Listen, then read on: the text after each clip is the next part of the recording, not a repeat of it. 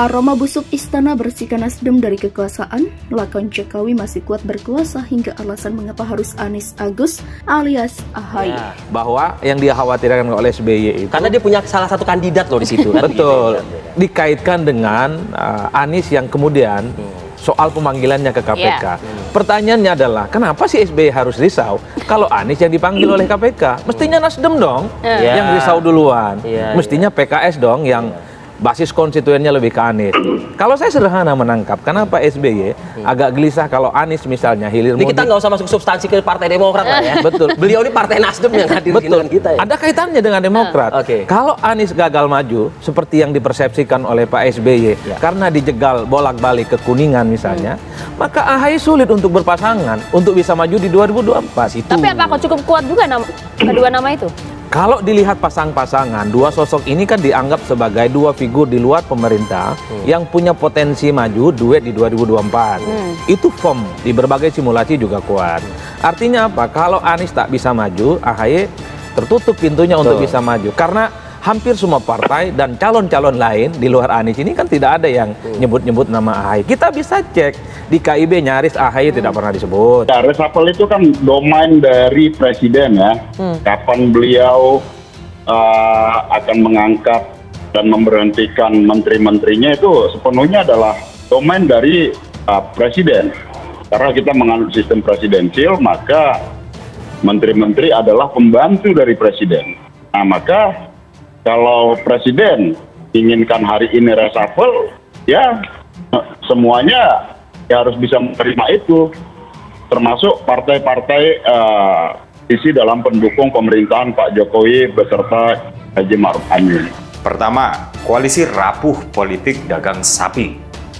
Pada bulan Oktober 2022 lalu, Partai Nasdem mendeklarasikan dukungannya kepada mantan gubernur gagal, Anies Baswedan. Saat itu terjadi euforia yang cukup luar biasa. Pemberitaan terus membicarakan deklarasi tersebut. Pengamat kredibel hingga pengamat bodrek juga beramai-ramai membicarakan pencapresan Anies oleh Nasdem. Di awal, optimisme memancar dari Anies dan Nasdem. Optimisme itu bahkan ikut menular kepada partai-partai yang digadang-gadang akan ikut berkoalisi dukung Anies, yaitu Demokrat dan PKS.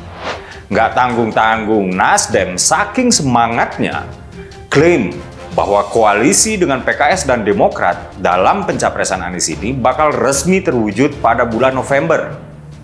Apa mau dikata, optimisme tanpa konsep yang jelas hanya akan melambungkan ekspektasi, kemudian dibanting ke bumi dengan keras dan menyakitkan. Bau busuk istana dalam menyingkirkan Partai Nasdem dari kekuasaan makin tercium saja. Bau busuk itu menguat lantaran Anies Baswedan semakin menjadi dengan motor Partai Nasdem. Hal itulah yang kemungkinan besar tidak disukai Presiden Joko Widodo bersama koleganya, sehingga saat ini mencari jalan agar 3 menteri dari Nasdem angkat kaki dari istana.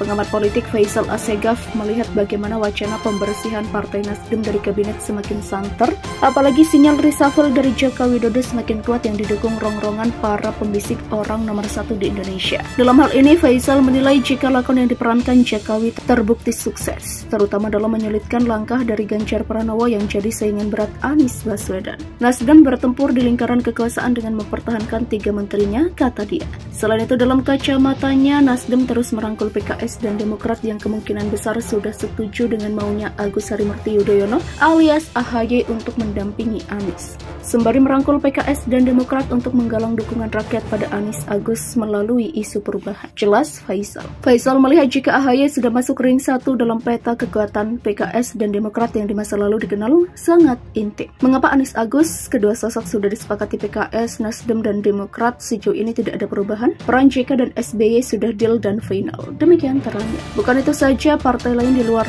3 kekuatan besar, ada Partai Umat yang juga terlihat sangat setuju dengan pertaruhan Anies Baswedan bersama AHY. Untuk memantapkan perkawinan dua anak bangsa ini, giliran SBY dan Yusuf Kalla untuk melobi.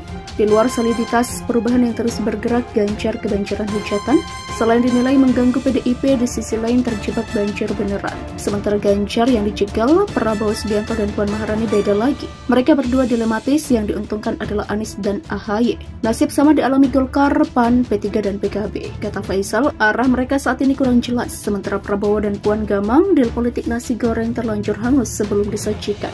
Kalaupun dipaksa berpasangan, istana terlanjur pro Ganjar. Demikian imbuhnya. Ihwal itu bikin kubu Gerindra dan PDIP kucing-kucingan, tak beda dengan Golkar, PAN, P3 dan PKB yang kian hilang jalan.